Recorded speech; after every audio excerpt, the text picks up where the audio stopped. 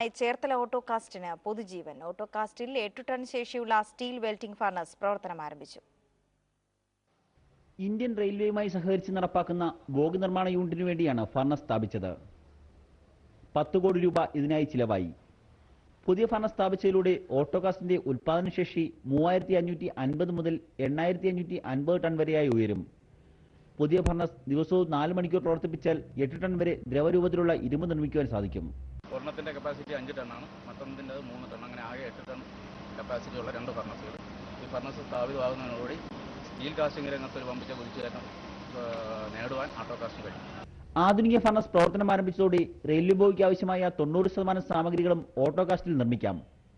എന്നാൽ ജീവനക്കാരുടെ കുറവ് മൂലം പുതിയ ഫർണസ് നിലവിൽ 2 ഷിഫ്റ്റിൽ മാത്രമേ പ്രവർത്തിക്കുവാൻ സാധിക്കൂ. ആവശ്യമായ ജീവനക്കാരെ ലഭിക്കുന്ന മുറയ്ക്ക് 24 മണിക്കൂറും ഫർണസിന്റെ പ്രവർത്തനം ആരംഭിക്കുവാൻ കഴിയുമെന്ന് അധികൃതർ പറഞ്ഞു. ഉൽപാദനം കുറഞ്ഞതോടെ കഴിഞ്ഞ വർഷങ്ങളിൽ മുൻകൂട്ടി റിട്ടയർമെന്റ് വാങ്ങി മറ്റു ജോലികൾക്ക് പോയ തൊഴിലാളികളെ കൂടി പുതിയ സംരംഭത്തിൽ ഉൾപ്പെടുത്താൻ അധികൃതർ ആലോചിക്കുന്നുണ്ട്.